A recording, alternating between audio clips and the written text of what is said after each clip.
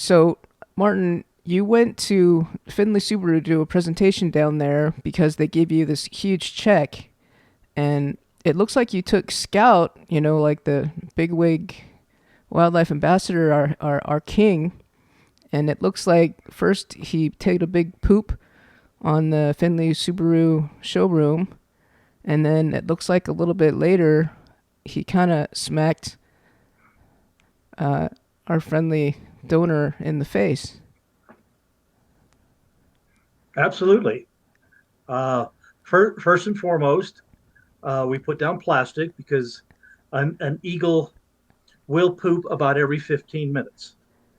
And so you can just kind of almost set your clock by it that he's going to poop about every 15 minutes.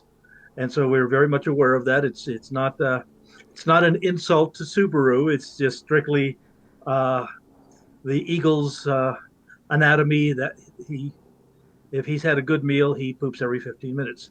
And as far as the flapping his wings and those kinds of things, he is an eagle, and he is big, and he is active and bouncy. And he sat in the car in his kennel in the car for an hour and then another hour. And so he was just actually stretching his wings and being bouncy. And that certainly is to be understood. And the nice thing about Dave Gorley is Dave understands all of that stuff, and that Scout is an eagle and he's being an eagle, and there was absolutely no offense taken.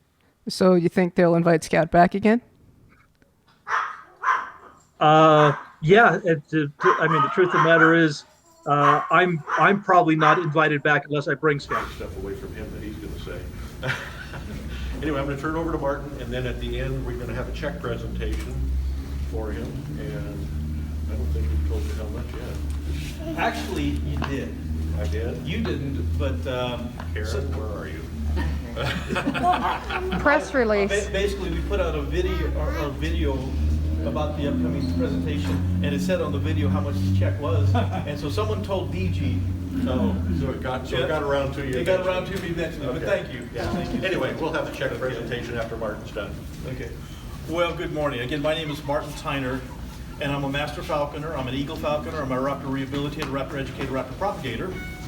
I was the curator of birds of prey bush gardens in California for many years, and I worked in the television industry, trained big cats and elephants and bears and all that ridiculous stuff.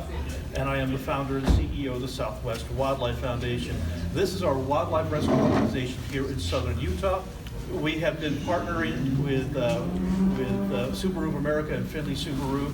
I believe this is our 8th year. Is that correct, Dave? I believe it's our 8th year that Findlay Subaru has chosen us as our local Share the Love charity.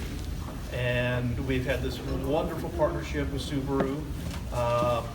Not only do we have this wonderful partnership, but that's my Subaru right there. And the reason that I have that Subaru is because it's one of the very, very few small SUVs that this box will fit in. And this is the box we transport my Eagle in. And so, not only is Subaru, wonderful as far as reliability and durability, and I go off-road quite a bit dealing with picking up injured wildlife and all of that kind of stuff.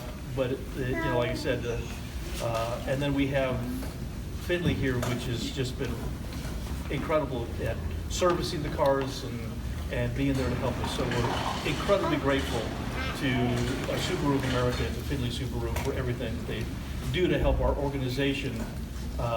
We couldn't do the wildlife rescue without their help and participation, so we're grateful. I brought some friends, because I know you're not interested in me. I brought some friends today to introduce you to, and let's go ahead and start with my pretty little Helen. Hi, sweet girl. Here's baby girl. Here's my lady. Oh my goodness. Isn't she beautiful? Wow. Her name is Helen. She's a Peregrine Falcon. The Peregrine Falcon, like all large falcons, is the fastest animal that has ever lived on our planet. That's what the plastic was for. Thank you for keeping on the plastic, sweetie. The Peregrine Falcon is capable in a vertical dive of reaching speeds of greater than 200 miles an hour. And so the fastest animal that's ever lived. Now, falcons and hawks are very different. I'm going to show you the difference.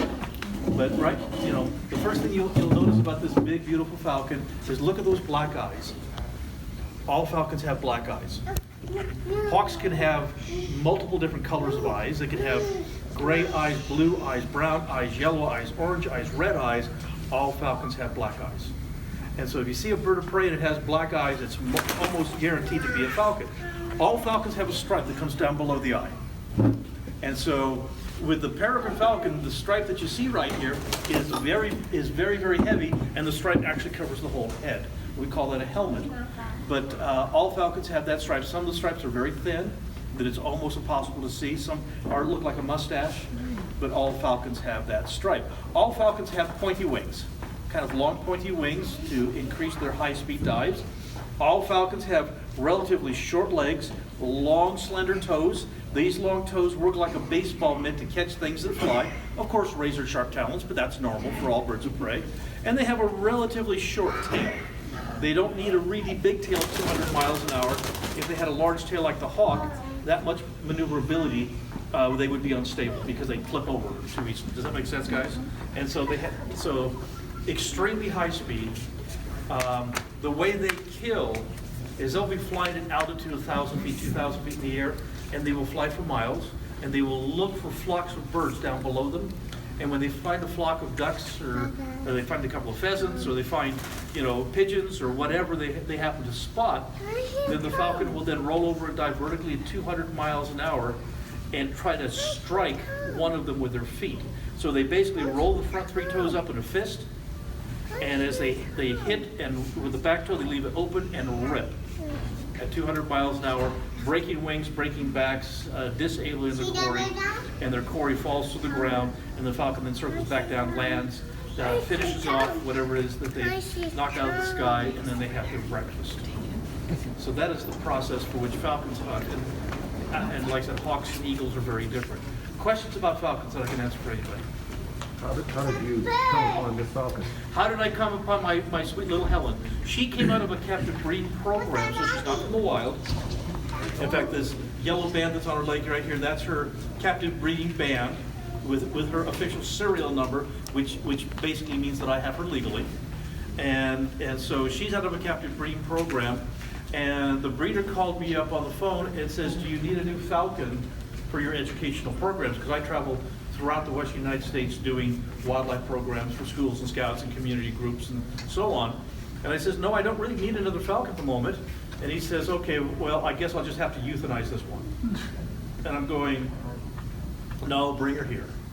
So he brought her up to my rescue center, and the problem was that she genetically is nearly blind. She's extremely nearsighted. She can only see about 6 feet. And of course, from thousands of feet in the sky, diving at 200 miles an hour, you can only see 6 feet. That's a really bad thing. And so she cannot see well enough to be allowed to fly. She can't even be allowed to fly indoors because she falls. If that makes any sense. And so she cannot be put into the wild, but she's a very, very sweet little creature, and she's a great little wildlife ambassador. And because of her blindness, and because she's such an amazing ambassador for wildlife, we named her Helen. Kind of like Helen Keller, who was deaf and blind, who was an amazing ambassador for the disabled. So this is our sweet little Helen. It's beautiful. Other falcon questions that we can answer for anyone? How did you find out she was blind? Well, basically, we noticed, the breeder noticed very, very quickly that this particular bird, when mom would come back to the nest and bring food, where the other birds' babies would run up and start to fight for food, she'd run to the wall. Because she could hear everybody's getting excited about feed, but she couldn't see where the food was. And so she was really having a hard time eating and taking care of herself. And then when she was old enough to get out of the nest in the breeding project, she would just walk into walls because she couldn't see well enough to do anything. And so that's when the breeder contacted me and asked if I could please take her. And she has other little genetic issues as well. In the wild, a bird like this with genetic problems would never survive. In fact, when they're in their very best shape, when they're absolutely perfect, birds of prey, 80% of them don't survive the first year when they're perfect. And so if they have any genetic abnormalities at all, that just means zero chance of survival. And another little genetic flaw that you can see in my little girl right here, if you can look at this toe, the talon's turned down, this one turns up. And so with that talon turning upward, that means it's useless. And so that's one less talon to be able to grab her quarry, which is a disadvantage. If that was the only problem, she may or may not survive. But again, when 80% don't, the odds were really stacked against her. How pretty girl. My little house. Yes, I know. Do you see a lot of genetic challenges in the birds nowadays as opposed to, say, several decades ago? It really very much is the same as it's always been.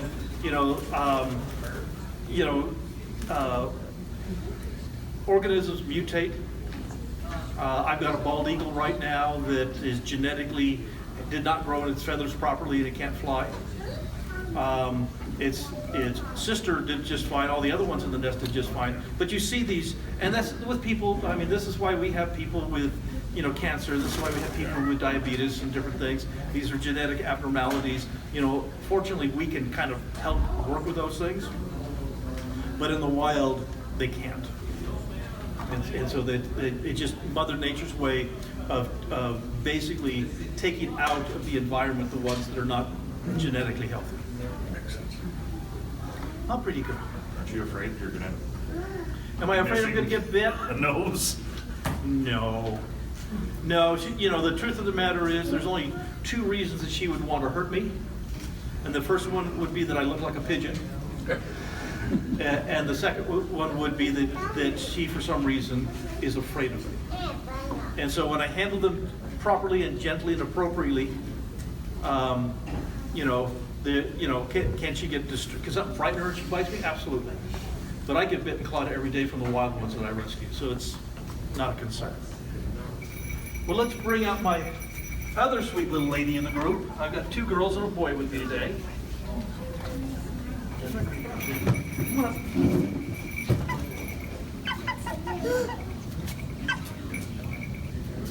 Isn't she beautiful?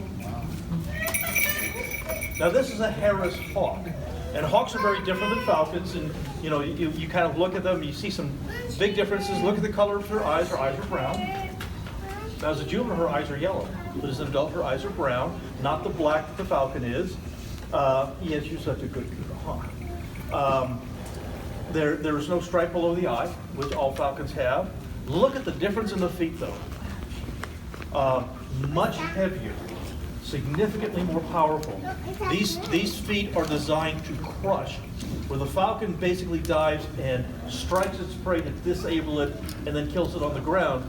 This is an animal that binds to an animal, something as large as 4 or 5 times its size, like a jackrabbit.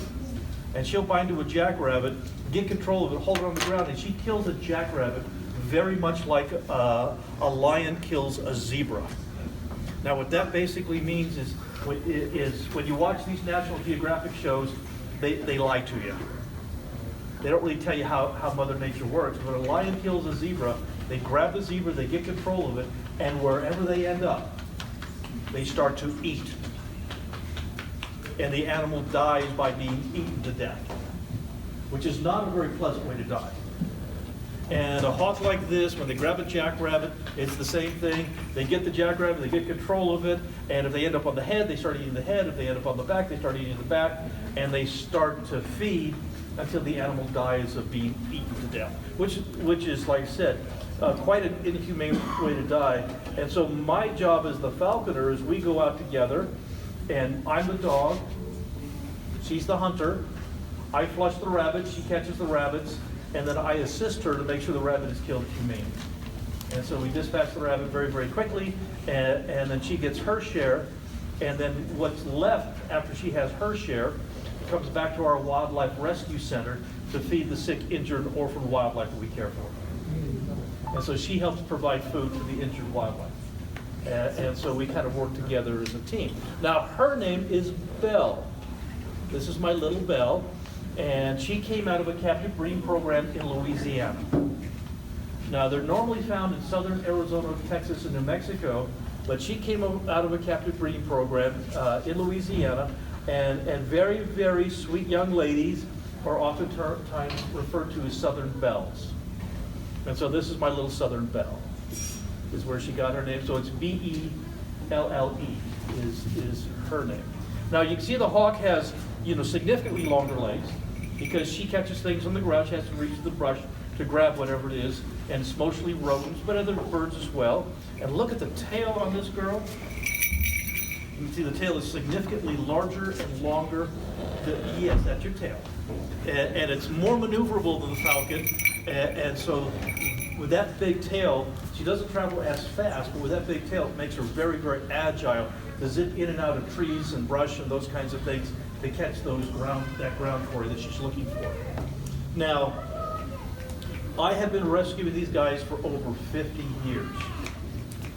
And my sweet wife Susan, who's over here, this winter we celebrated our 43rd wedding anniversary. So, it's amazing to believe that such a wonderful young lady would put up with me for 43 years. But she has, and I'm so grateful. Our very first date, I took her hunting with my hawk. I'm a romantic kind of a guy. Okay, we get out to the field. I had a hawk just like this one, a big female Harris hawk like this one, and her name was Sierra at the time. And we get out to the field, and I get the hawk out of the car to my glove, and as my then girlfriend but now wife approached, my hawk turned around and faced her and growled violently at her. Then my hawk turned back around facing me, lifted its tail, and pooped on her. That was our first date. She married me anyway, it's her fault.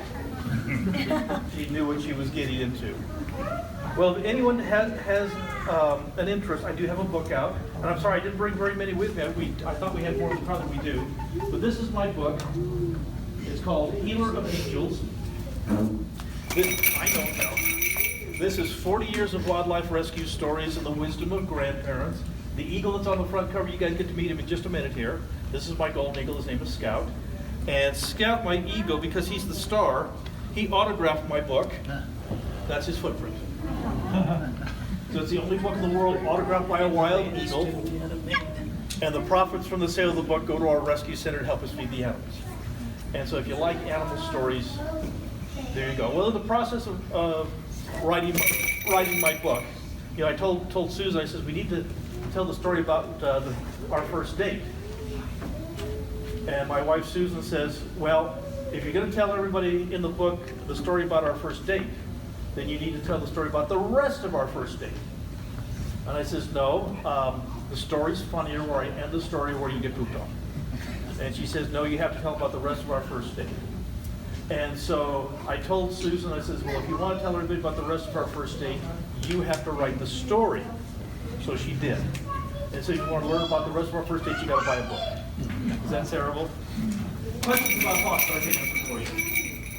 How much that adult hawk? How much does she weigh? She weighs about 1,000 grams. So we're in ounces. What we're looking at is about between 28 and 30 grams or ounces in weight. So they're birds are very light. People don't really understand that. They have to be able to fly, so their bones are hollow, their feathers are incredibly light. Everything about them is built for very lightweight, but also for durability. So, we think of animals like chickens and turkeys where we bred them in captivity for very, very large meat production. But that's not the way Mother Nature does it. That's why a chicken or a turkey in the wild would never survive. Yes? What's the lifespan of a healthy hawk? The lifespan of a healthy hawk, on average, in the wild, is about 7 to 10 years. In captivity, we can double that. 15 to 20 years. My previous Harris hawk was a male Harris hawk like this. His name was Thumper, and Thumper passed away at 29 years old. So he was really, really old. And really the last 10 years of his life, he was too old to go hunting, but he still liked to go out and fly free. And so we'd go out, especially when I was out doing my bird surveys and those kinds of things. And I could turn him loose, and he would fly around. He'd chase lizards a little bit, and just have a wonderful time. Could not take the cold weather. The Harris hawk's a southern bird, and so he would sleep in the house. He'd sleep on a perch in the living room and kind of hang out with the family. He was just kind of like an old retired hunting dog. Just kind of hung around in the house and was just a friend. Other hawk questions I can answer for you before we bring out ours. How many do we have in the state, roughly, you know? Well, we have actually several different species of hawks, and we have literally, if you put all the species together, we're probably hundreds of thousands, maybe more. There isn't a day go by that I don't see them. Just in my daily travels, in fact, I've got a Cooper's hawk that's killing my pigeons and having pigeons for breakfast every day, which is fine. That's what pigeons are for. But yeah, you basically, in fact, I had a very sweet elderly woman. I've been here for about 10 years. I had this very sweet elderly woman come up to me and say, "Oh, Mr. Tyner, Mr. Tyner, I just saw my first eagle. It was incredible. It was beautiful." And I says, "Wonderful." I says, "How long have you lived here?"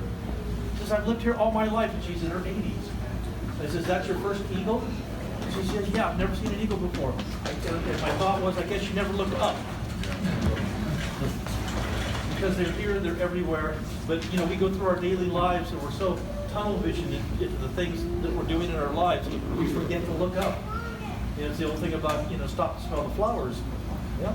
Stop to watch the eagles and hawks and falcons and vultures. It's wonderful to take that moment. It kind of helps our brains. Other hawk questions before I bring out my eagle? I guess you're done, sweet girl. Now what the hood is for is this is their stress protection. Now the falcon's mostly blind, so we don't need to worry about the hood. But when we transport them, a lot of movement frightens them. And so we can take the hood and put it over her eyes. I know. She said, "I just took it off, Dad." Put it over her eyes. And then she can kind of relax because she can't see. And now she can kind of relax and say, "Oh, thank goodness I don't have to look at all these ugly people anymore." So that's her stress protection.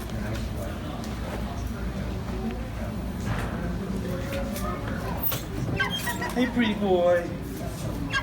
Hi, baby. Turn around. Hey, take you out backwards.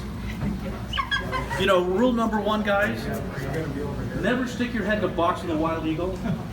It's a really bad thing to do. I do it all the time, but yeah, don't try this at home. Hey, boy.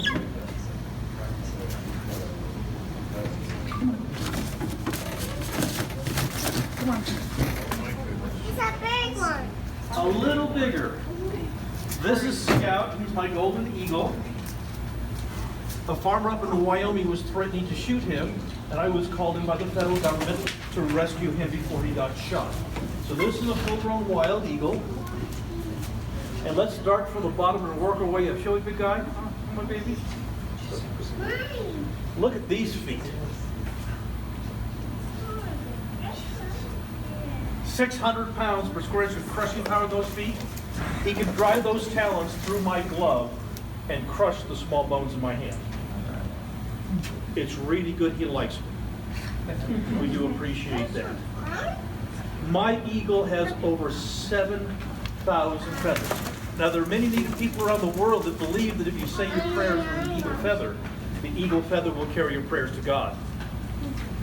Well, this eagle has over 7,000 feathers. And so I'm in really good shape. We're doing just fine as far as prayers are concerned. All 7,000 feathers weigh approximately 2 pounds in weight, so they're very lightweight. The bone structure, birds' bones are hollow, so his entire skeletal structure, again, only weighs about 2 pounds in weight. Yet there's a portion of the eagle's body that represents half his total body weight, and that's the large chest muscles right here, the pectoral muscles. And those are the motors that he uses to drive that beautiful 6-foot wingspan that allows eagles to fly where hawks and falcons cannot. For eagles have been spotted at altitudes greater than 30,000 feet. And this eagle can comfortably soar in a 40-mile-an-hour wind, which would ground a hawk or a falcon. And of course, the eyesight of an eagle is incredible. This bird weighs 8 pounds. Here is an 8-pound animal with eyes larger than yours. Not only is his eyes larger, my eagle can see approximately 8 times further than you can. But you and I, we get a pair of binoculars, we can see 8 times further. Well, not only does he see 8 times further, he has 6 times the number of light sensitive cells, the rods and cones on the back of the eye that we have. So everything the eagle sees is 6 times clearer. This eagle can spot a jackrabbit 5 miles away. And he does. See, we go out on the desert, and all of this comes off of him. He's turned loose. He's completely free. He goes soaring the ledges north of Cedar. And as he's soaring the ledges, oftentimes there'll be other eagles out there soaring. And so I look up in the sky and I see 2 or 3 eagles soaring the ledges. I see my eagle flying with his friends. And you always have to wonder what they're talking about. To see my eagle kind of cruising with his buddies, I can see my eagle looking over at his friends to say, watch this. I have a trained human. All I have to do is drift out over that guy's head, and he will run out through the desert with a stick, hitting bushes, flushing out rabbits for me to catch. And I will. Now, if there are no rabbits to be found and it's time to go home, I can blow my whistle, and my eagle will fly back, land on my glove for food. Or I can blow my whistle and I have his toy. It's a leather sack. We call it a lure. And the leather sack, we tie food onto it. And I blow my whistle, throw the leather sack on the ground, and my eagle will go into a wonderful dive. Headlong, vertical, about 145 miles an hour, and he will kill the leather sack, which is convenient. One day my eagle got a little confused. Thousands of feet in the sky, no rabbits to be found. It was time to go home. So I blew my whistle and threw his toy out on the ground, and my eagle went into this wonderful dive. Headlong, vertical, 145 miles an hour. It was impressive. But it became apparent very quickly he wasn't going to kill his toy. He was coming for my arm. When I woke up, I was 6 feet back, laying face down in the dirt, with my eagle standing next to me, looking down at me to say, "Why are you laying there?" I had a long talk with my eagle that day, how I cannot withstand the impact of an 8-pound bird at 145 miles an hour, and I would appreciate it if you never do that again. He dislocated my shoulder and damaged my back and knees. But that experience has given me knowledge. See, I have a knowledge that none of you have. I have an absolute knowledge of exactly what is going through the mind of a jackrabbit just before an eagle kills it. I do not recommend it, but it's mine.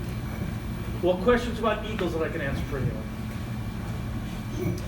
Yes? Lifespan again, is this similar to a hawk? Lifespan, again, in captivity, a golden eagle like this, if everything goes well, more than 40 years. In the wild, again, less than half, because the wild's a tough place to make a living. And so he's really, he's either 17 or 18 years old this year. I have to look. So he's, for a wild eagle, he's kind of at the far end of his life expectancy, but he's kind of middle-aged for an eagle in captivity. Yes? Now, is a golden eagle indigenous throughout North America, or just parts of the continent?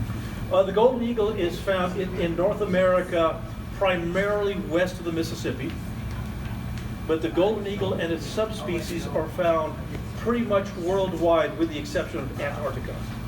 And so We have golden eagle subspecies. The wedge-tailed eagle in Australia is a golden eagle subspecies. The steppe eagle in Russia is a golden eagle subspecies. Does that make sense? And so the golden eagle truly is the world eagle, where the bald eagle is exclusively in North America. Yes? Are eagles poached commonly in Utah?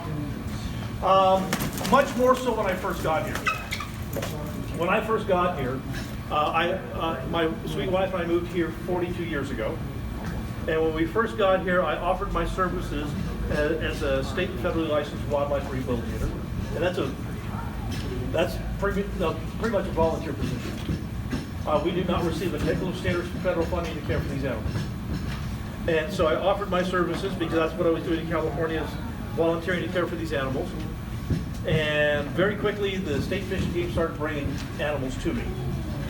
And I noticed very quickly that I was averaging about a dozen shot eagles every year. And that is the eagles that actually made it to me. You know, the ones that were dead, they didn't bring to me because there's nothing I can do for a dead one. And so, and it wasn't that the people of Utah hated eagles. That wasn't the point. It was the people of Utah saw no value in them. And so they'd go driving out through the agricultural areas throughout southern Utah here, and they'd see an eagle sitting on a power pole, and they'd say, well, hell, there's a big bird, let's shoot it. And that's the only thing that went through their minds. 42 years of school programs, 42 years of scout programs, 42 years of community programs like this one right here with my eagle. You know, I've always told people, if I can get people this close to a wild eagle, when they go out into eagle habitat, they won't hurt them. I get I'm plastic, thank you, sir. I get a shot bird of prey of any kind. Less than one every few years now.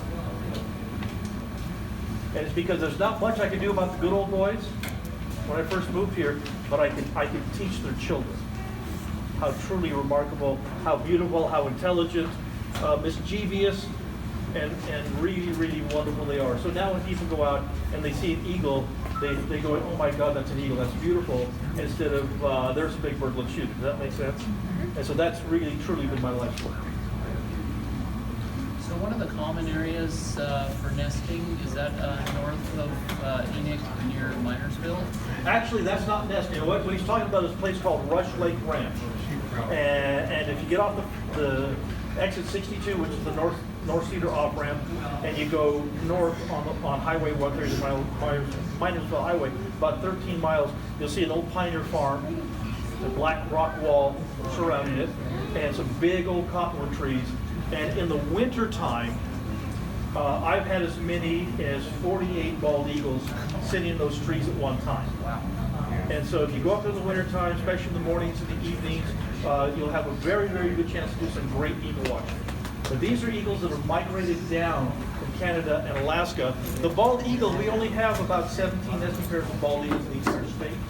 We have thousands of bald eagles that come here for the winter. And so we're very fortunate to have that.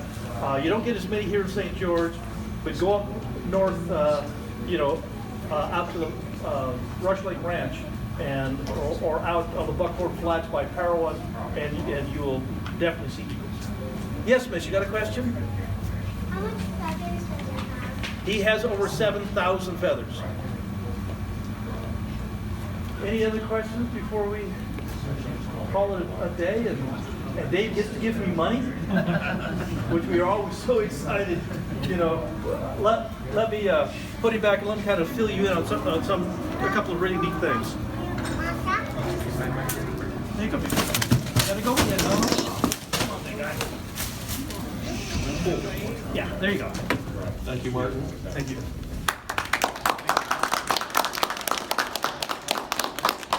Not a big surprise to you, but It wasn't just the other day. oh, okay. Through the Share of the Month event, we raised $12,231 for our this year. Oh my gosh. I think it is. I think it is. So thank you, Dave. Thank you so very, very much. That buys a lot of frozen rats and mice. It really does. We are so grateful. This is the hardest part of my whole job of what I do, because I don't know how to say thank you. Yeah, how do you say thank you to someone that's been such a big part of who we are? And all of you guys, thank you so very much. You say thank you every time you rescue an animal, so we thank you. Thank you, Dave. And I know he brought cookies, a recipe. I did. That's over 100 years old, I think. Okay, in my book, one of the stories I put in my book is probably one of the things that keeps me most sane, and that is when I had a really tough day, I'd sit down with my grandma and we'd make chocolate chip cookies. And these are oatmeal chocolate chip cookies from my grandmother's recipe, and it's not only my grandmother's, but it's gone back in my family into the 1800s. And so I've got books if anybody wants a book. The calendars, if you like a calendar, these are free. Have our flyers, and please help yourself to some of my grandma's oatmeal chocolate chip cookies, because that's very special. Anyway, thank you. Thank you.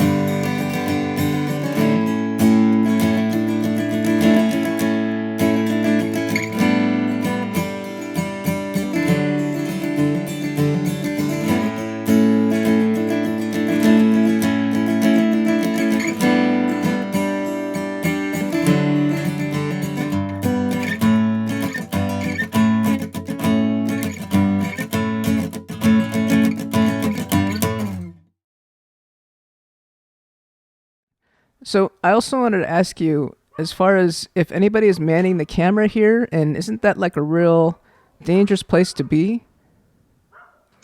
Well, it really is, and I really don't know who's got the camera. It might be Susan. As you see, I'm kind of steering him a little bit to make sure that the poop lands on the paper. And Scott was being very, very polite. He does have the capability of shooting his poop about 8 feet across the room. And so that was what we call a mute, where the poop pretty much just goes straight down. So he was actually being very polite in that activity and not trying to hit anybody.